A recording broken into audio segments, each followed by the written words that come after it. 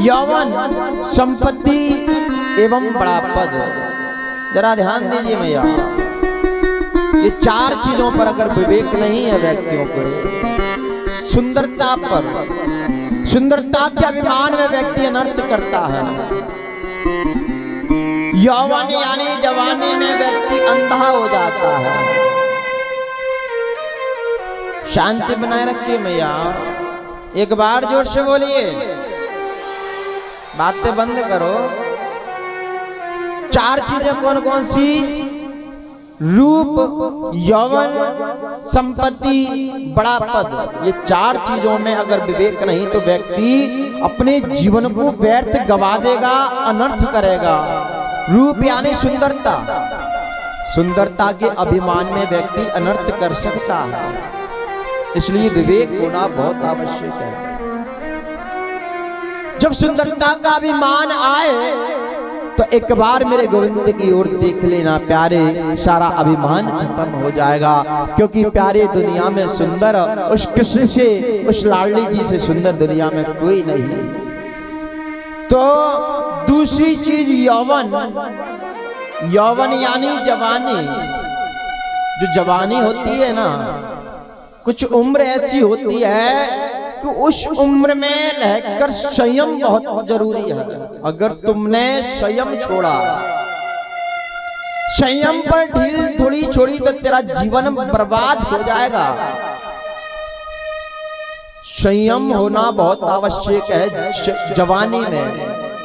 16 वर्ष से लेकर 22 वर्ष तक ये उम्र ऐसी है कि अगर इस उम्र में थोड़ी सी ढील छोड़ दी तो व्यक्ति का जीवन बर्बाद हो जाएगा, निश्चित है। क्यों? क्योंकि ये वो उम्र है प्यारे जिस उम्र में किसी की सुनता नहीं है। जिस उम्र में, ये थोड़ा बाद में कर लेना, अभी बहुत टाइम है, 15 मिनट पहले सब कुछ हो जाएगा। बैठ जाए शांति से।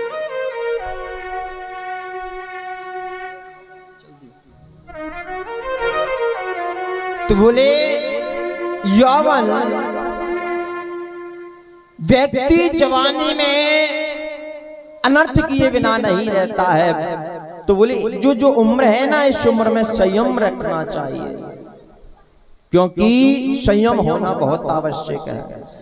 इस उम्र पे अगर जीवन बिगड़ गया तो जीवन में कोई सुधार नहीं सकता है तुझे। लेकिन इस उम्र में अगर तूने जीवन बना लिया तो जीवन में कभी बिगड़ नहीं सकता है प्यारे। तेरा जीवन कभी तेरा जीवन नहीं बिगड़ सकता है। इसलिए उम्र पर संयमता एवं संपत्ति, धन के अभिमान में व्यक्ति अनर्थ किए बिना नहीं रहता है। धन अगर मिल जाता है, क्योंकि धन अगर जिसने मेहनत से कमाया है तो उसे उस धन की कीमत मालूम होती है, लेकिन जिसने कमाया नहीं और धन मिल जाए तो उसको उस धन की कीमत नहीं मालूम होती है। हर एक पुत्र एक जैसा नहीं हो सकता है। एक पुत्र घर में ऐसा होता है कि तेरे धन की कीमत जानेगा, एक पुत्र ऐसा होगा कि वही बर्बाद कर देगा। तो बोले धन के अभिमान में व्यक्ति अनर्थ कर सकता है।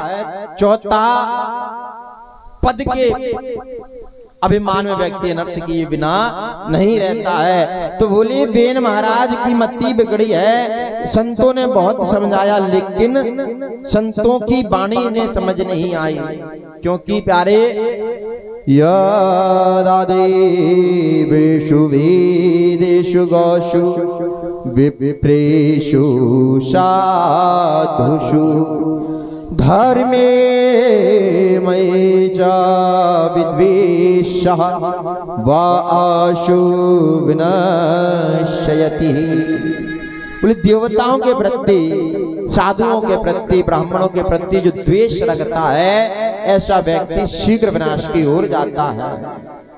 ऐसा व्यक्ति शीघ्र विनाश की ओर जाता है। तो वेन महाराज को संतों ने बहुत समझाने की कोशिश की, लेकिन वेन महाराज को समझ नहीं आया है। क्योंकि जब मति बिगड़ जाती है ना, मति जब भ्रष्ट हो जाती है, जवानी की जो मति होती है वो किसी का कहा नहीं मानती है, चाहे पिता हो, चाहे भाई, चाहे बहन, कोई भी हो, नहीं मानती है।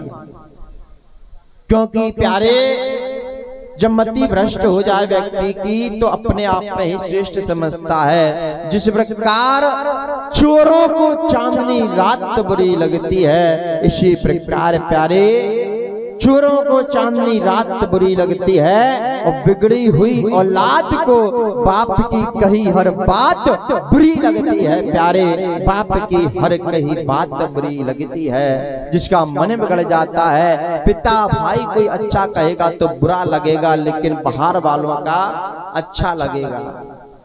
तो इसलिए जीवन को बचाने के लिए प्यारे, जो तेरा पिता कहता है, तेरा भाई कहता है, तेरी माँ कहती है, उस राह पर हमेशा चलते रहना। और जो पिता की कही राह पर चल जाता है, माँ की कही राह पर चल जाता है, गुरु की कही राह पर चल जाता है, प्यारे जीवन उसका सुधर जाता है। जीवन में कभी व्यर्थ उसका जीवन नहीं जाता है, जीवन कभी व्यर्थ नहीं जाता। तो आज वेन महाराज को बहुत समझाया, नहीं आया है समझ, तो संतों ने श्राप दे दिया है। संतों के श्राप से वेन महाराज की मृत्यु हुई और उनके शरीर का मंथन हुआ। तो पृथु महाराज प्रकट हुए। पृथु महाराज ने देखा कि पूरी पृथ्वी पर दुर्भिक्ष पड़ रहा है, हाहाकार मच रहा है, पृथ्वी सारे अन्न को नील रही है और सारा अन्न पृथ्वी नील रही है, तो लोग भूखे मर रहे हैं। जब पृथ्वी अन्न नील जाएगी तो लोग भूखे मरेंगे। अब पृथ्वी अन्न क्यों नील रही है? क्योंकि पृथ्वी पर जब पाप बढ़ता है तो पृथ्वी सबको एक साथ दंड देती है मैया। क्योंकि कलयुग का प्रभाव है, पाप बढ़ेगा तो पृथ्वी दंड देगी, एक साथ दंड देती है और एक साथ सबको मार देती है। एकदम प्रलय आ जाती है, भूकंप आ जाता है, महामारी फैल जाती है। ये सब देखने को मिलती है हमें कलयुग में। उत्तराखंड की तबाही याद तो होगी सबको, हजारों मर चुके थे। क्या था वो? कलयुग का प्रभाव। पृथ्वी पे पाप बढ़ा, तीर्थों पर जिनको तीर्थ करना चाहिए वो तो जा नहीं रहे, जिनको नहीं करना चाहिए वो तीर्थों पर जाएंगे, तो पाप बढ़ेगा और पाप बढ़ेगा तो पृथ्वी एक साथ सबको दंडन करेगी, सबको मार देगी। कोरोना जैसी महामारी याद होगी सबको, जहां चारों ओर चिताएं जलती नजर आती थी। क्या था? कलयुग की महामारी, कलयुग का प्रभाव। पृथ्वी पर पाप बढ़ा, पृथ्वी एक ना एक चीज छोड़ देती है जिससे लोग छंटने लगते हैं। ऐसी भरी गर्मी, आए दिन सुनते हैं कहीं कोई चटक गया, कोई कहीं चटक गया गर्मी के कारण। ये क्या है? पृथ्वी का पाप। जब पाप बढ़ेगा तो पृथ्वी सबको कष्ट देगी। तो आज पृथ्वी जब भूखी है, पृथ्वी पर पाप बढ़ रहा है, तो पृथ्वी सबको दंडित कर रही है। पृथु महाराज ने देखा कि पृथ्वी अन्न नील रही है, तो आज अन्न नील रही है।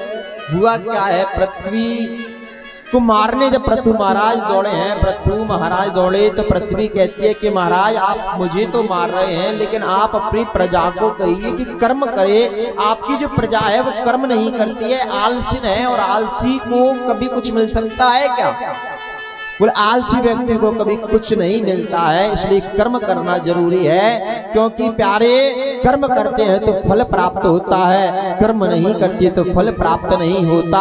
बोया पेड़ बबूल का तो आम कहां से होए, जैसा कर्म करते हैं वैसा फल मिलता है। अच्छा करते हैं तो अच्छा प्राप्त होता है, बुरा करते हैं तो बुरा प्राप्त होता है। प्यारे, इसलिए जीवन में बुरा मत करो, अच्छा करो। अच्छा करोगे तो अच्छा ही पाओगे।